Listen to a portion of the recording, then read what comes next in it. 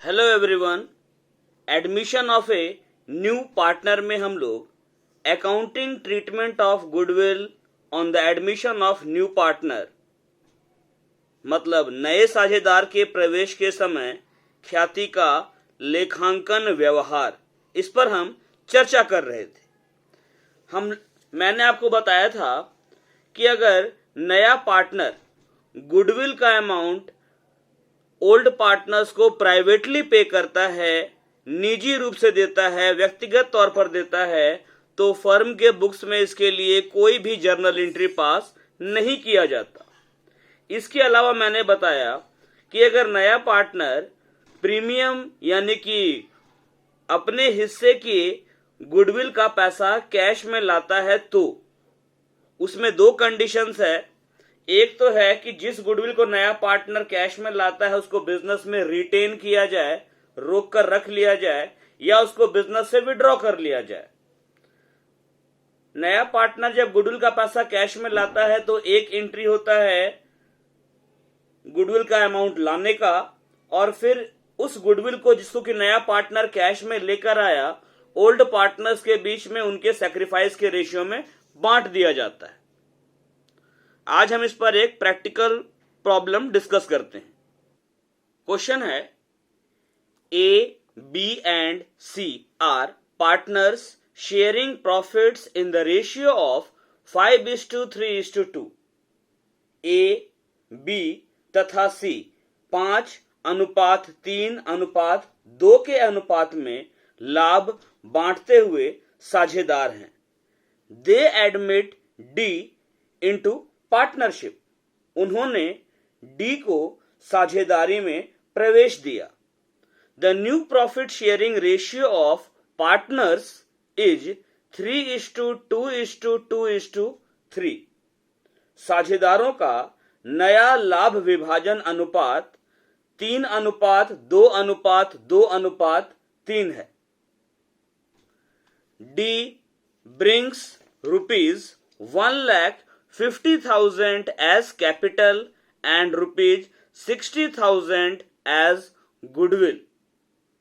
D 1,50,000 रुपए पूंजी के रूप में तथा 60,000 रुपए ख्याति के तौर पर लेकर आता है। Assuming that the capital and goodwill have been brought in cash by the new partner, यह मानते हुए कि नया साझेदार पूंजी और ख्याति की राशि नगद में लाया है, पास द नेसेसरी जर्नल एंट्रीज, आवश्यक जर्नल के लेखे कीजिए। When number 1 goodwill is retained in the firm. पुराने साझेदारों ने ख्याति को फर्म में रहने दिया है। And number 2 goodwill is withdrawn by old partners. पुराने साझेदारों ने ख्याति को निकाल लिया है। इसका अब हम सॉल्यूशन देखते हैं। मैंने आपको बताया कि जब नया पार्टनर गुडविल का अमाउंट कैश में लाता है तो उसको ओल्ड पार्टनर्स के बीच उनके सैक्रिफाइस के रेशियो में बांटा जाता है। इस क्वेश्चन में ओल्ड पार्टनर ए, बी, सी हैं और उनका ओल्ड रेशियो 5:3:2 है। डी नया पार्टनर है। डी के एडमिट होने के बाद में ए, बी, सी एंड डी चारों को मिलाकर न्यू रेशियो दिया हुआ है 3:2:2:3। तो सबसे पहले हम सैक्रिफाइस रेशियो कैलकुलेट कर लेते हैं और उसके बाद में जर्नल एंट्रीज देखते हैं।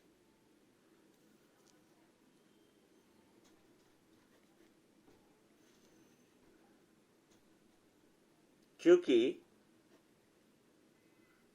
सैक्रिफाइसिंग शेयर त्याग किया गया हिस्सा, ये निकालने का फॉर्मूला है old share in profit minus new share. इसी के बेस पर हम निकालेंगे सैक्रिफाइस ए, बी और सी तीनों ओल्ड पार्टनर्स का। देयरफॉर इसलिए sacrifice made by A ए के द्वारा किया गया त्याग। ए का ओल्ड शेयर है 5 + 3 + 2, ये 10 हो रहा टोटल, यानी कि 5/10 ये ए का ओल्ड शेयर है। न्यू शेयर सारे पार्टनर्स को मिलाकर न्यू शेयर है 3:2:2:3, टोटल करने पर 3 + 2 5 हुआ, 5 + 2 7, 7 + 3 10, यानी कि 3/10 ये न्यू शेयर है। 5/10 - 3/10 इसको हम सॉल्व करेंगे तो ये हमारा आएगा 2/10, यानी कि ए के द्वारा किया गया त्याग 2/10 है, 2/10 है। अब हम निकालते हैं sacrifice made by B. Sacrifice made by B, B के द्वारा किया गया त्याग। बी का ओल्ड शेयर है 3/10, 3/10, और बी का न्यू शेयर है 2/10, 2/10। तो 3/10 - 2/10 करेंगे तो ये हमारा आएगा 1/10। अब देखते हैं सी का सैक्रिफाइस। सैक्रिफाइस मेड बाय सी, सी का ओल्ड शेयर है ये 2/10, न्यू शेयर है ए बी सी 2/10, तो इसका सैक्रिफाइस क्या आया 0, यानी कि नील, कुछ भी नहीं। मतलब यहां पर सैक्रिफाइस कौन कर रहा है, ए और बी केवल, सी तो सैक्रिफाइस नहीं कर रहा है। As C has not sacrificed any share of profit, जैसा कि सी लाभ का कोई हिस्सा त्याग नहीं कर रहा है, therefore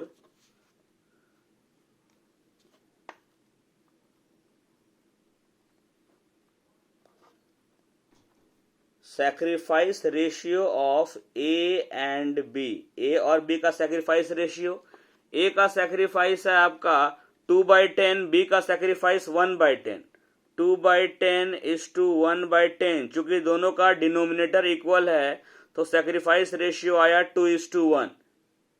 ठीक है, ये मैंने पहले बताया है कि पुराने साझेदारों को त्याग अनुपात में ही ख्याति की राशि प्राप्त होती है। मतलब ओल्ड पार्टनर्स को सैक्रिफाइस रेशियो में ही गुडविल का अमाउंट मिलता है। यदि किसी पुराने साझेदार ने नए साझेदार के प्रवेश के समय कोई त्याग नहीं किया है, जैसा कि इस क्वेश्चन में सी नाम का जो साझेदार है वो कोई त्याग नहीं कर रहा है, तो उसको ख्याति की राशि प्राप्त करने का भी कोई अधिकार नहीं है। इस उदाहरण में सी के द्वारा कोई त्याग नहीं किया गया है, अर्थात उसका हिस्सा पहले की तरह रहा, पूर्ववत रहा, अतः उसे ख्याति में कोई हिस्सा प्राप्त नहीं होगा। अब हम जर्नल एंट्रीज देखते हैं। फिर से क्वेश्चन ध्यान में दें, नया पार्टनर 1,50,000 रुपया कैपिटल ला रहा है और 60,000 रुपया गुडविल का ला रहा है। जर्नल एंट्रीज का पहला कंडीशन है goodwill is retained in the firm, ख्याति की राशि को व्यवसाय में रोक कर रखा जाता है, निकाला नहीं जाता। जर्नल एंट्रीज के लिए पहला टाइप है goodwill is retained in the firm, जब पुराने साझेदारों ने ख्याति को निकाला नहीं है। जर्नल एंट्रीज क्या होगा, इसमें हेडिंग दे देते हैं यहां पर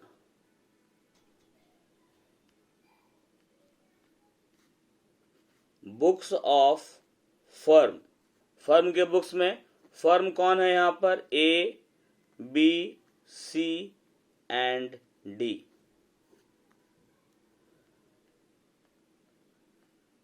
जर्नल एंट्रीज। अब इसका फॉर्मेट बनाते हैं।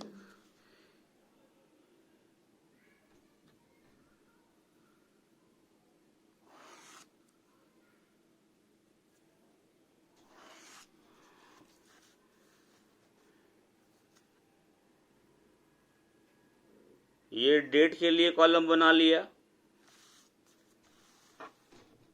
साइड में अमाउंट के लिए एक कॉलम, 2 कॉलम अमाउंट का हो गया और फोलियो का कॉलम हो गया।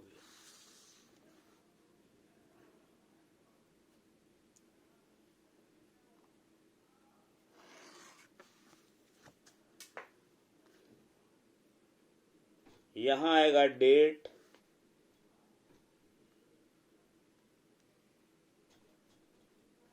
पर्टिकुलर्स, ये जर्नल है तो यहां पर हो जाएगा LF मतलब लेजर फोलियो, ये डेबिट का अमाउंट है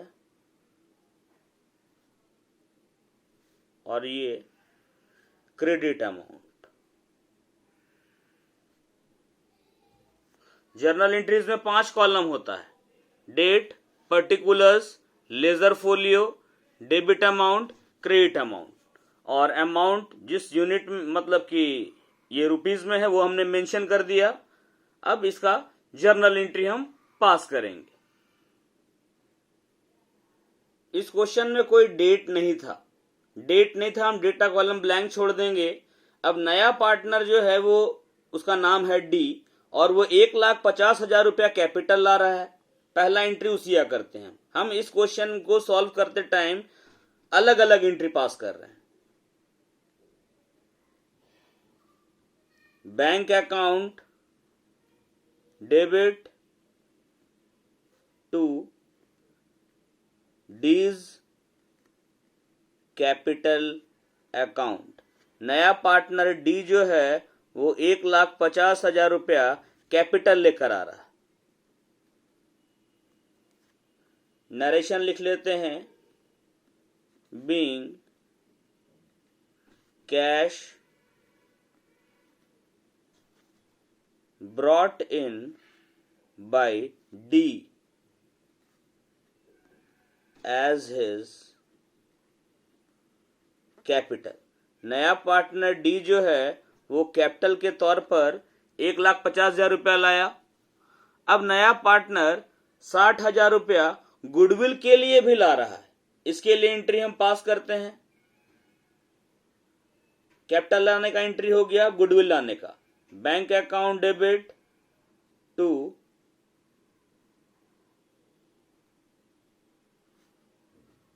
प्रीमियम फॉर गुडविल अकाउंट। नया पार्टनर अपने हिस्से की गुडविल, अपने हिस्से की ख्याति का जो अमाउंट कैश में लाता है उसको हम प्रीमियम फॉर गुडविल के नाम से शो करते हैं।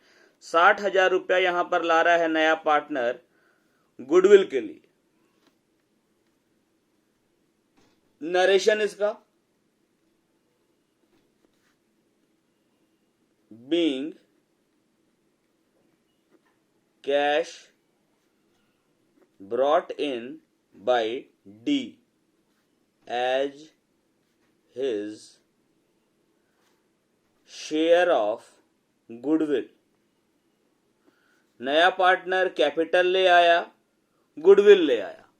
अब नया पार्टनर गुडविल का जो अमाउंट कैश में लाया है, ये वाला 60,000 रुपया, इसको ओल्ड पार्टनर्स के बीच उनके सैक्रिफाइस के रेशियो में बांटेंगे। इस क्वेश्चन में 3 ओल्ड पार्टनर हैं ए बी सी, लेकिन हमने देखा कि सी ने कोई सैक्रिफाइस नहीं किया। सैक्रिफाइस किसने किया है? ए और बी ने। तो ये जो प्रीमियम फॉर गुडविल है मतलब गुडविल का वो अमाउंट जो कि नया पार्टनर कैश में लेकर आया, इसको सैक्रिफाइसिंग पार्टनर्स के बीच डिस्ट्रीब्यूट करेंगे।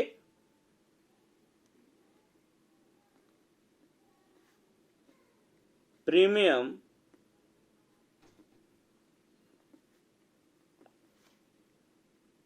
For goodwill account debit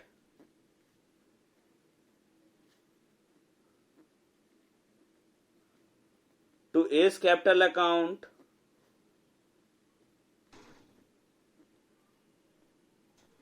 to B's capital account. Premium for goodwill आपका 60,000 है। अब इसको ए और बी में सैक्रिफाइस के रेशियो में बांटेंगे। सैक्रिफाइस रेशियो आपका 2:1 निकला है। ये देखिए 2:1 निकाले थे सैक्रिफाइस रेशियो हम ए और बी का। इसी रेशियो में डिस्ट्रीब्यूट करेंगे 60,000 को, तो 2:1 2/3, 3 दूनी 6, 2 दूनी 40,000 रुपया ए को मिलेगा और 20,000 रुपया बी को मिलेगा। Narration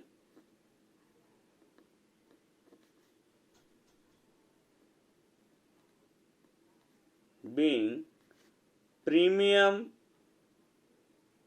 for goodwill credited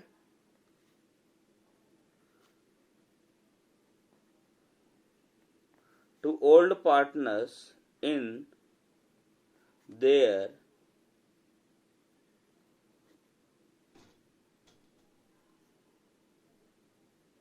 sacrificing ratio,